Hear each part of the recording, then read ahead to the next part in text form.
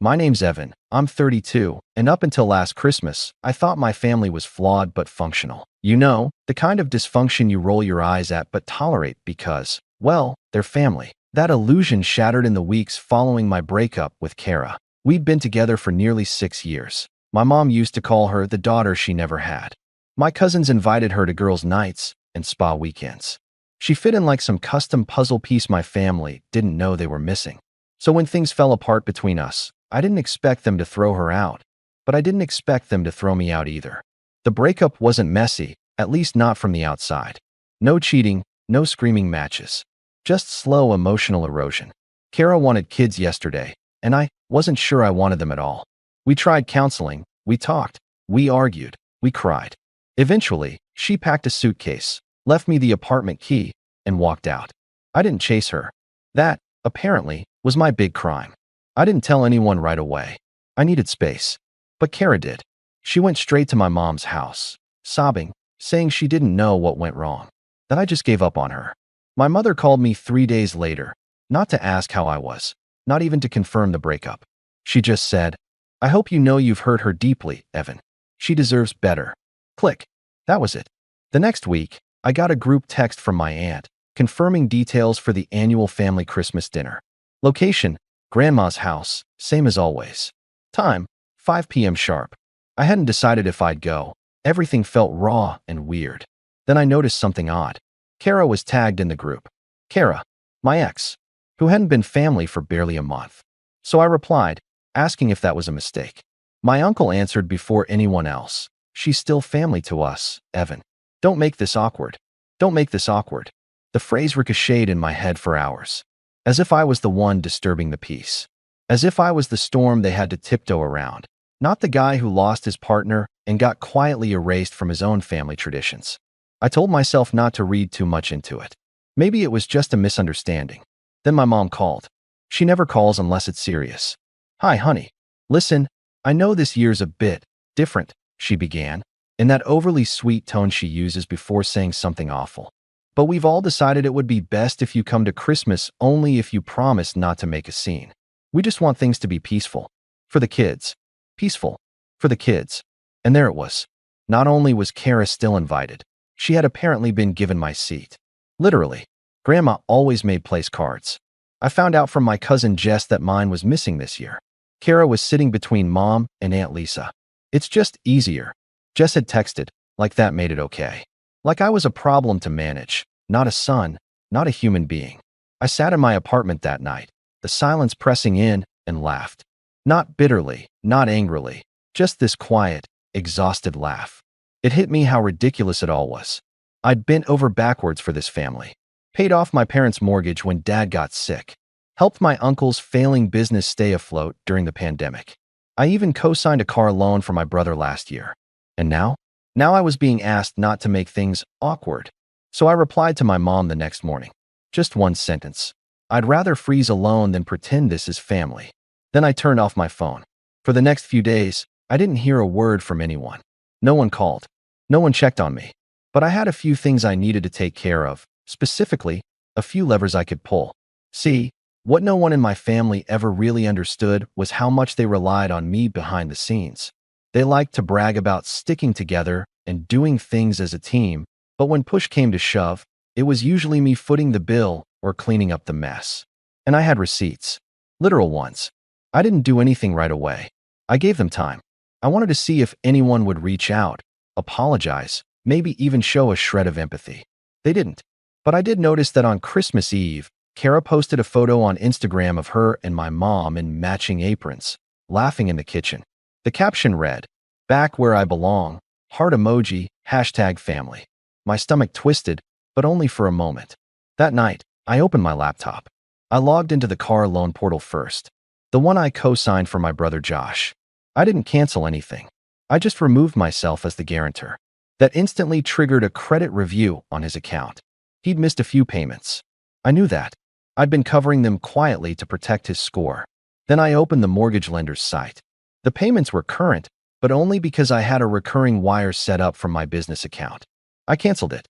The next installment was due January 5th. Next, my uncle's storefront. his little cafe downtown that I'd helped lease under my name during COVID so he wouldn't default. I contacted the property manager and informed them I wouldn't be renewing the agreement. The lease was up in 3 months. Still, I didn't say anything. I just waited. Christmas morning came and went. No texts, no calls. Just another picture of Kara surrounded by my family, captioned, "Home for the holidays," heart emoji. My jaw tightened, but I held it. I wasn't going to send angry messages or post cryptic Instagram quotes. I was going to let gravity do its work. And it did. On December 29th, my Aunt Lisa cracked first. She showed up outside my apartment building, shivering in a thin coat, holding a Tupperware of cookies like it was a peace offering. I didn't buzz her in, but I answered the intercom. "Evan, sweetie, please, we just want to talk," she said. Her voice trembled a bit.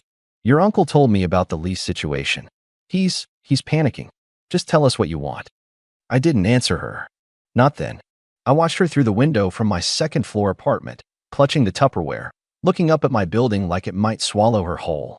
After a minute, she walked away, her steps hesitant, almost like she expected me to come chasing after her. I didn't.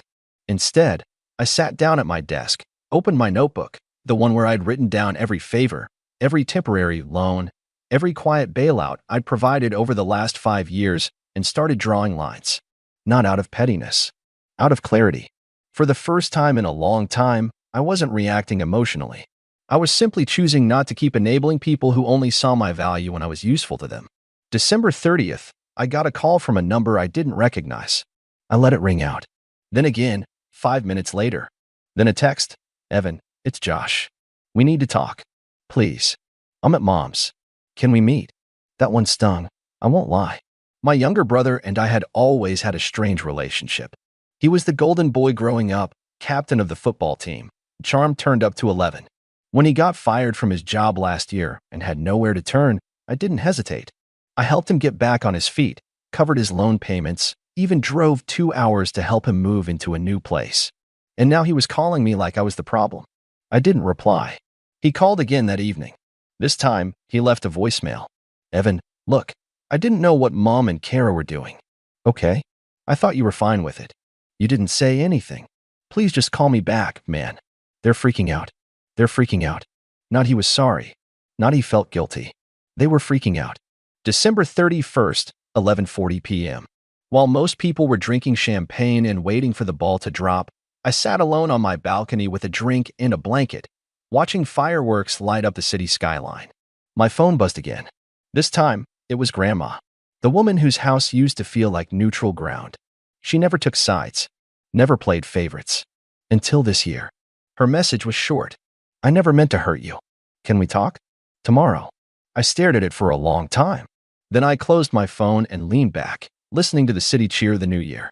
For the first time in ages, I didn't feel pressure to fix everything. January 2nd, the dam finally burst.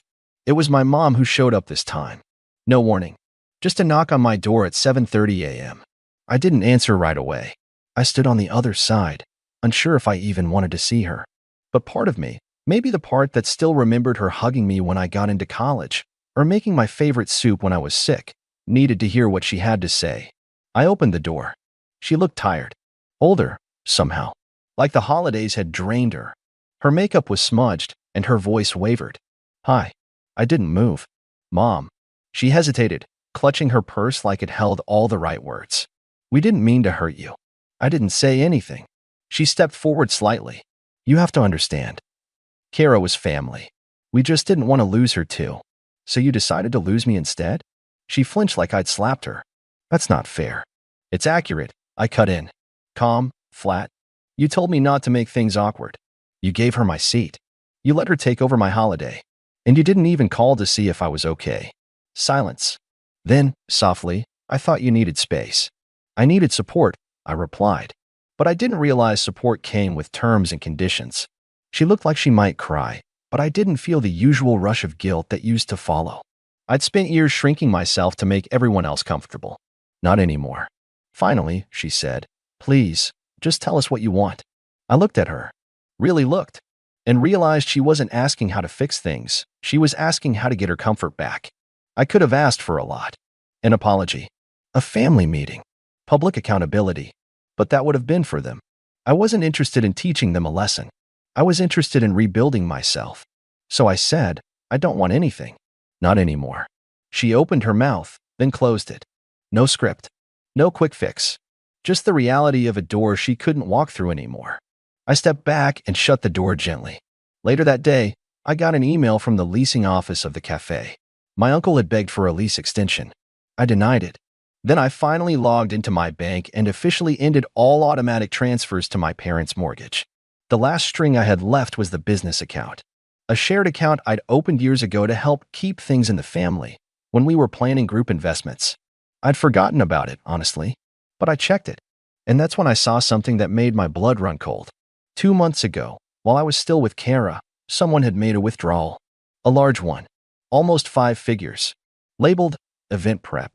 On the same day, Kara had posted about a mysterious girls' getaway, and the name on the authorization?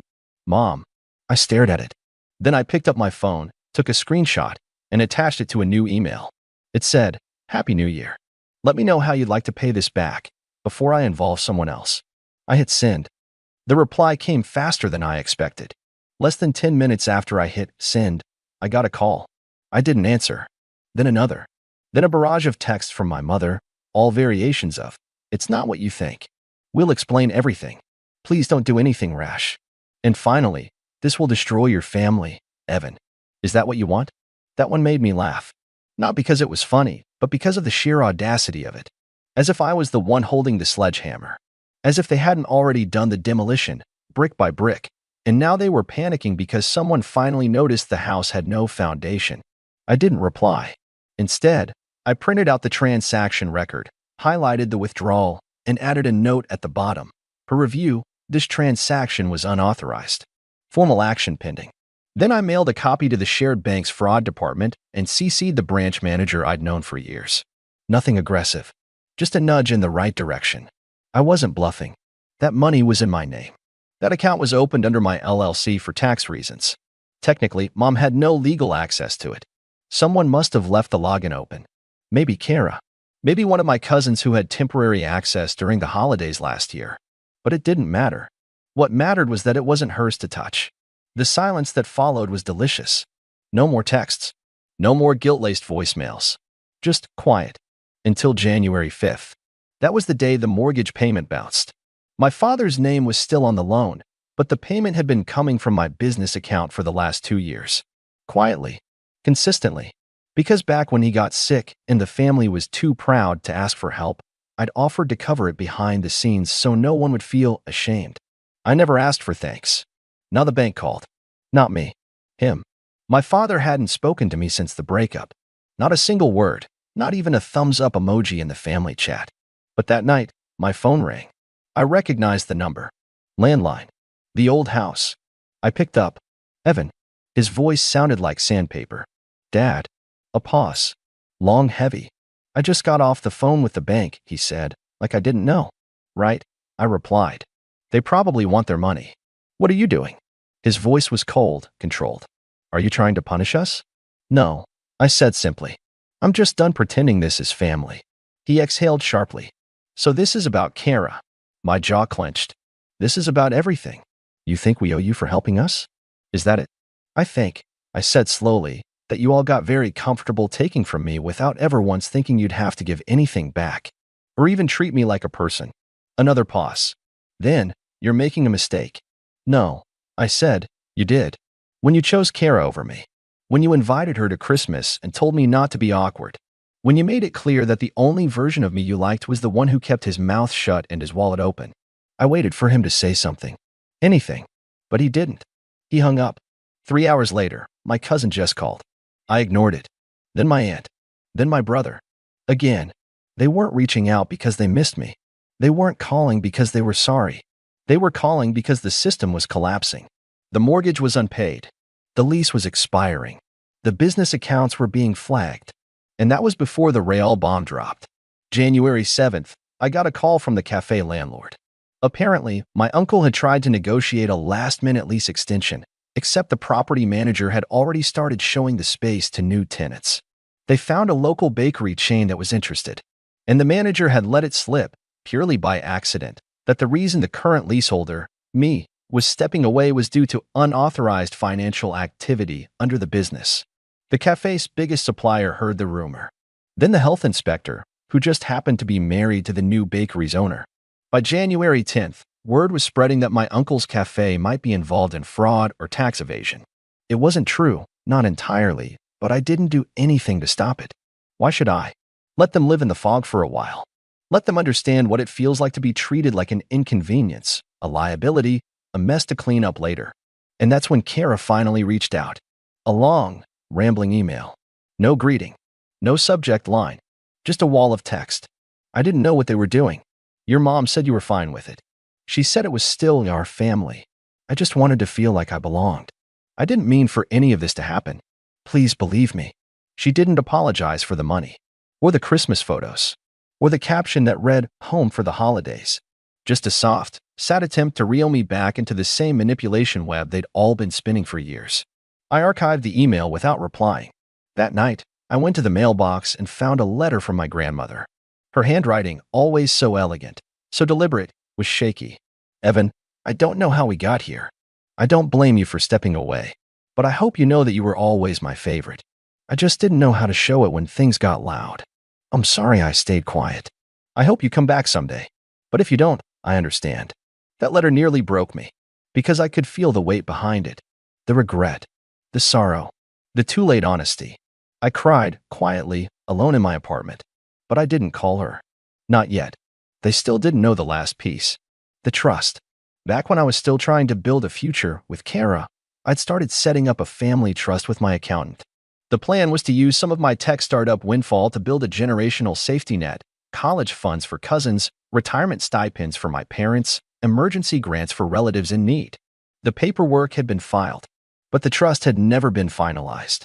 The funds were still mine, and every single person who'd hurt me, they were all listed as future beneficiaries. Until now. I opened the doc, deleted every single name, paused, then typed one in, my goddaughter, my cousin's baby girl. The only one in the whole family too young to know what was happening. The only one I could look at and feel no resentment toward. Then I hit save. A few minutes later, my phone lit up again. Mom calling, again. I stared at it, heart calm, fingers still. I let the call ring out. Then I turned off my phone. I knew what was coming. I could feel it, like pressure building behind a dam. There was nothing left for them to spin. No angle they could work. The levers were pulled, and the machine was breaking down in real time. The next morning, I opened my laptop and logged into the trust account. The one that once held the promise of generational safety for a family that never saw me as anything more than a tool. I'd already deleted the names of my parents, my uncle, my brother, even Jess, who had always meant well, but never once stood up for me when it counted. The only name I kept was the baby girl who still had a chance to grow up outside of this cycle. The rest? They were out. Then I did something I hadn't done in weeks. I got dressed. Not in sweats. Not in something practical. I put on a suit. A dark navy one. The kind of thing I'd worn during investor meetings, during tech pitches, when I used to pretend my worth was tied to what I could provide. Only this time, I wasn't wearing it to impress anyone. I was wearing it to walk into my parents' house with dignity. I drove the 20 minutes to their place without music. Just the sound of tires on pavement and my thoughts, unspooling like film. When I pulled up to the driveway, it looked the same, modest two-story with overgrown hedges and the same wind chimes that had annoyed me since high school. But inside, I knew everything was different. The door opened before I even knocked. My mom stood there, eyes swollen, her lips thin. Behind her, my dad lingered in the hallway, arms crossed, looking older than I remembered. "Evan," she said softly, like we were picking up from a normal day, like everything hadn't been unraveling since Christmas. "Mom," I said, "can we talk? That's why I'm here." She stepped aside, and I walked in, the weight of silence hanging between us. We moved to the living room, same beige couch, same faded family photos. Except one was missing. The framed picture of me and Kara from my sister's wedding. I noticed the empty space on the mantel immediately. Maybe they took it down out of guilt. Maybe Kara had asked for it. I didn't ask. I sat down. They didn't. "I don't even know where to start," my dad said, rubbing the back of his neck. "Try the beginning," I offered. "Maybe with how you thought it was okay to side with my ex-girlfriend over your own son." My mom flinched. "It wasn't like that." "It was exactly like that," I said. You gave her my seat at Christmas dinner. You told me not to make it awkward. And you didn't even call to ask how I was doing. But you hugged her in the kitchen like she was the one who lost everything. My father opened his mouth, but I held up a hand. I'm not here to rehash it, I said. I've said everything I need to say. I came to tell you where things stand. They both looked at me then, really looked. For the first time in a long time, I think they saw me not as the son who would always come back, always help, always carry the weight, but as someone who had finally put it down. I've pulled out of the mortgage, I said. The bank's been notified. If you want to keep this house, you'll need to restructure the loan yourselves. My dad's jaw clenched, but he didn't interrupt. I've also dissolved the shared business accounts and withdrawn the LLC sponsorship from the cafe lease. If Uncle Mark wants to keep that space, he'll need to sign a new lease with the landlord directly under his own credit. My mother's voice cracked. Evan, we didn't mean to. I know, I said.